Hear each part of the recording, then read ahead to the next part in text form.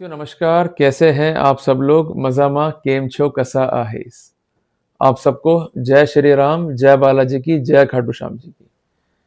देखिए, जो सीरीज मैंने बनाई है रिगार्डिंग द डीए केसेस, उसमें मैंने 10 लेक्चर जो है रिकॉर्ड किए और मैं इन लेक्चर्स के माध्यम से आपको ये स्पष्ट करूंगा कि कैसे लड़े जाते हैं डीए केसेस और कैसे जो है हम तैयार करें हमारा प्रॉपर अकाउंट्स, ताकि हमें दिक्कत नहीं आए और हम प्रॉपरली जो है केस को एनकाउंटर कर सकें।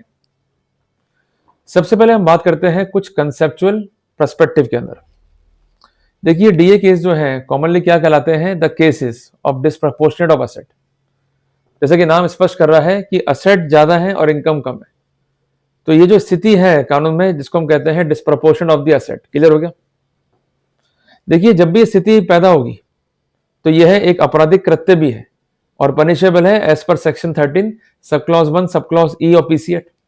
इसको जो है आप नोट डाउन कर लीजिए, जो वर्तमान में कहलाता भी है धारा 13 sub clause 1 sub clause B of PC act.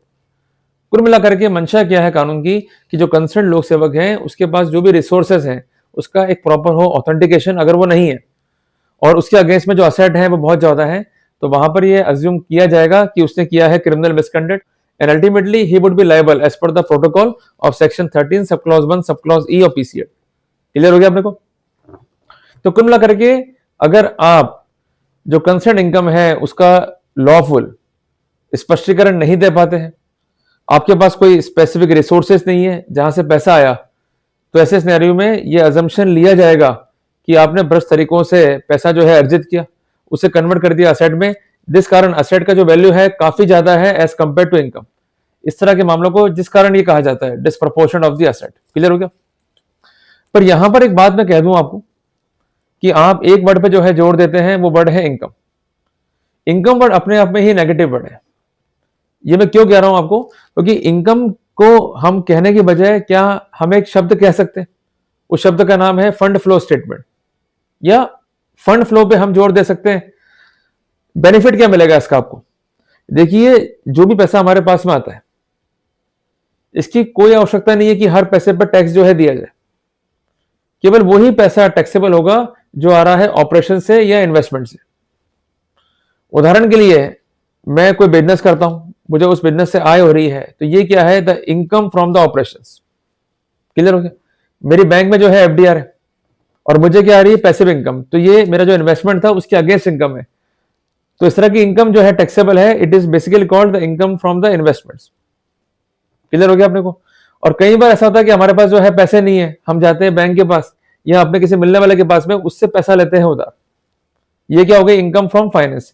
तो क्यूमुलेटिव हम क्या कह सकते हैं? दीज आर फंड फ्लो और cash flow in our accounts. इनके मार्फत जो है पैसा है। पर करते क्या है सीबीआई या विजिलेंस की एंट्री जो है डबल करती है। भाई उदाहरण के लिए, अगर आपकी जेब में है 500 रुपए और आपने उसका ले लिया कोई आर्टिकल, तो 500 रुपए कहां चले गए? आप असेट के अंदर। क्लियर हो गया? अब वो असेट अल्टीमेटली क्या हो गया? कैपिटल। क्लियर हो गया अपने को? तो मेरा यही आपसे आग्रह है कि जब भी हम पढ़ेंगे अकाउंटिंग के प्रिंसिपल्स को, तो हमें एक एक फंडामेंटल जो है ध्यान में रखना होगा कि कहीं ये तो नहीं कि इनकम की एंट्री को मान दिया असेट के अंदर, बैलेंस एंट्री अप्रोच नहीं ली गई, जिस कारण नुकसान जो है फेस करना पड़ रहा है आप लोग सेवक को। जब तक अप्रोच बैलेंस नहीं है या इनका तरीका जो है गलत है, तो वहां पर हम लॉफुल इंटरव्यूइंग करके जो राहत है एज पर लॉ प्राप्त कर सकते हैं। आज हम डिस्कस करेंगे एक महत्वपूर्ण सोर्स को, जिसके जरिए एक लोक सेवक जो है अपनी इनकम को जो है अर्न करता है या कमाता है। आप नोट डाउन कर लीजिए कि जब भी किसी लोक सेवक को आय होगी वेतन के मार्फत, वेतन क्या हो जाएगा? सैलरी। इसको जो है आप नोट डाउन कर लीजिए, जब भी किसी लोक सेवक को आय होगी फ्रॉम वेतन, जिसे हम कहेंगे सैलरी, तो इसको एड ऑन किया जाएगा फंड फ्लो में। क्लियर है? ये जो फंड फ्लो है, I think that it is from the operations, ये हम अजम्पशन ले सकते हैं, क्योंकि ना तो ये अगेंस्ट एफडीआर आया पैसा, क्लियर है, हमने कोई इन्वेस्टमेंट किया उससे ना तो कोई इंटरेस्ट के फॉर्म में पैसा आया है, हमने काम किया जिसके अगेंस्ट से पैसा मिला है, तो basically we could say that it is with the category of income from operations.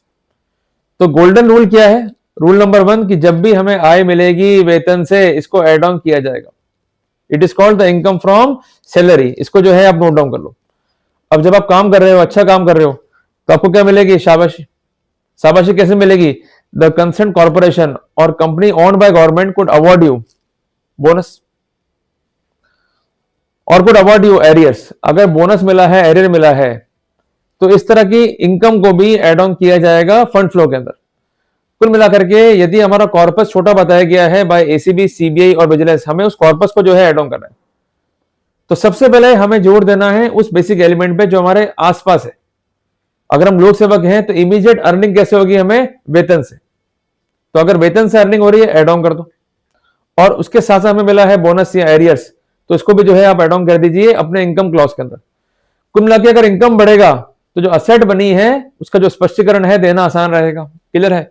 तो मैंने आज आपको एक गोल्डन रूल जो है समझा दिया कि जब भी इनकम आएगी फ्रॉम वेतन to a public servant, in that scenario ये वेतन पूरा का पूरा एड ऑन हो जाएगा कंसर्न फंड फ्लो के अंदर या इनकम के अंदर। क्लियर हो गया?